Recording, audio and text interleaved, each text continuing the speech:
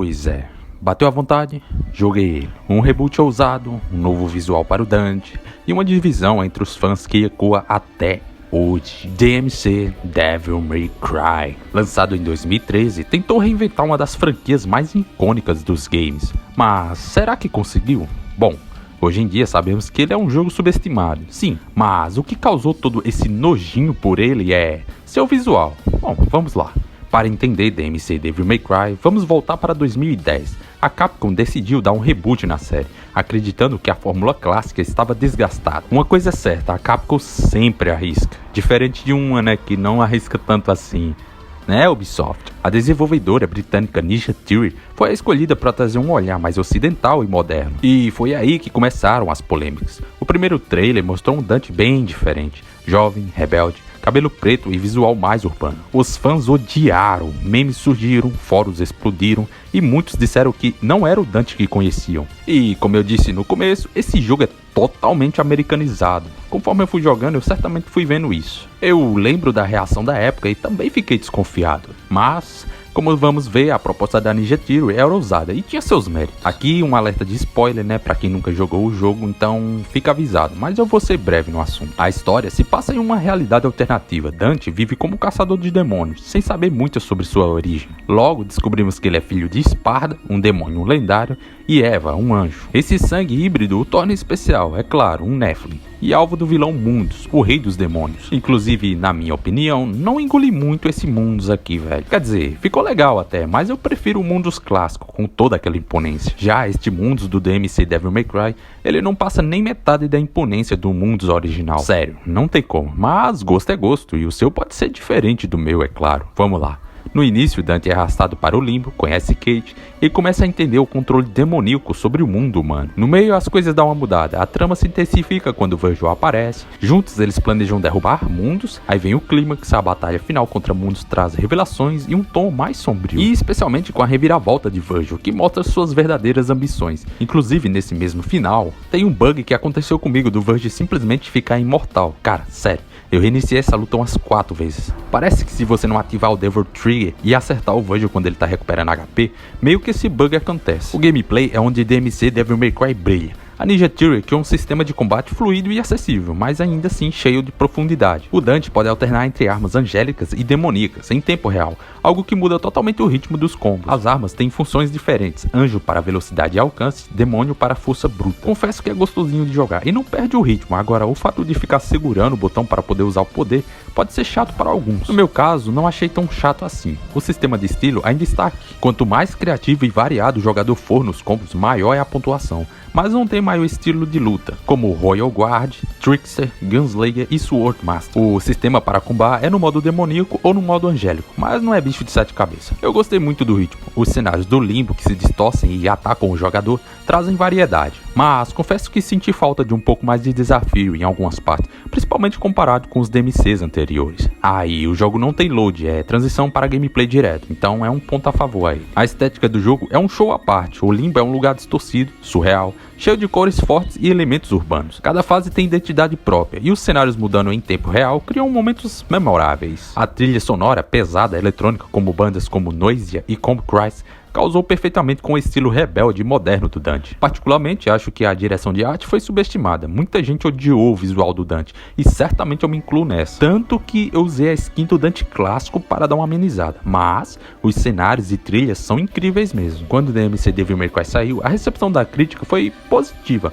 Notas boas, elogios aos gameplay e à história, mas a comunidade de fãs continuou dividida. Alguns amaram a nova proposta, outros jamais aceitaram o Dante Emo, como ficou conhecido. A versão Definitive Edition melhorou gráficos, frame rate e dificuldade, mas o dano à reputação já estava feito. Ainda assim, com o tempo, o pessoal foi respeitando mais o jogo, e há quem goste muito dele também. Acredito eu, se não fosse chamado de Devil May Cry, teria sido mais bem aceito. O peso do nome original foi tanto que muitos julgaram o jogo por si só. Praticamente foi julgar o livro pela capa. E como eu tinha falado mais uma vez, esse jogo tem muita cara de ser aquelas produções americanizadas do japonês para o ocidente.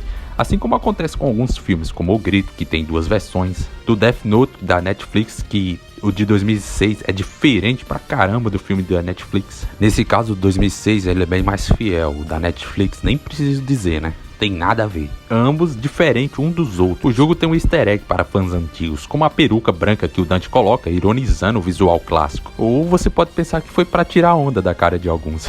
Algumas fases foram inspiradas em críticas sociais reais, como a mídia manipulando notícias. A Ninja Theory revelou que o design original do Dante passou por mais de 20 versões antes do final. E cara, os caras redesenharam e desenharam pra caramba. Fora isso, também temos a DLC A Queda de Virgil, focado no Virgil. Nossa, não me diga. Como personagem jogável, e está incluída na Definitive Edition de 2015. A campanha é curta, com 6 missões. A trilha adicional, composta por Jason Graves, cerca de 1 hora de música nova. Mas a maior parte do jogo em gameplay é envolto em silêncio mesmo. As cutscenes têm estética de história em quadrinhos animados, diferente das cenas em engine do jogo base. Escolha que também deu uma dividida em opiniões. E vamos lá, né? Também achei um pouco estranho e até pensei a chegar que fosse preguiça dos caras, né? Mas você acostuma. Novamente, alerta de spoiler, fica avisado.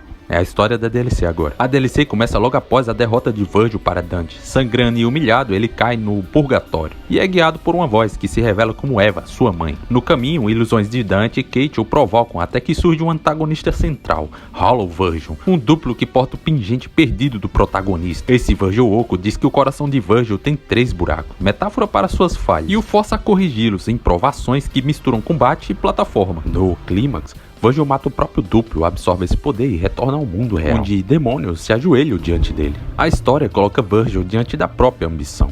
Ele racionaliza a tirania como ordem necessária, mas aqui vemos o custo psicológico disso. Esse reboot fecha o arco do Virgil e prepara um caminho em que Dante vira o protetor da humanidade, enquanto Virgil abraça o papel de regente demoníaco. É fanservice um pouco, mas dá coerência ao epílogo desse universo paralelo. E a gameplay, o que muda jogando com Virgil? A graça da DLC é que Virgil não é Dante com skin. Ele tem o próprio ritmo e os próprios combos. E pra mim, na minha opinião, jogar com Virgil é bem mais difícil que com Dante nessa DLC. A Yamato é a única arma corpo a corpo, mas com 3 modos, igual ao do Dante, normal, Angel e Demon. O Swap muda os combos, aberturas e finishes. Mas ainda assim você vai apanhar bastante, porque parece que ela foi afiada na manteiga. A Summon é Sword, Sword Lucius, que funciona como tiros. A Demon Pool, que você puxa os inimigos. E a Angel Life, que você teleporta até os inimigos. E ainda materializam plataformas para a sessão de parkour. Um uso legal do teleporte como transversal. Inclusive, até eu descobri isso, eu tava pulando que nem um idiota, xingando o Virgil, porque ele não tinha pulo duplo. A diferença tá mais no Devil Trigger. Em vez de congelar como o Dante,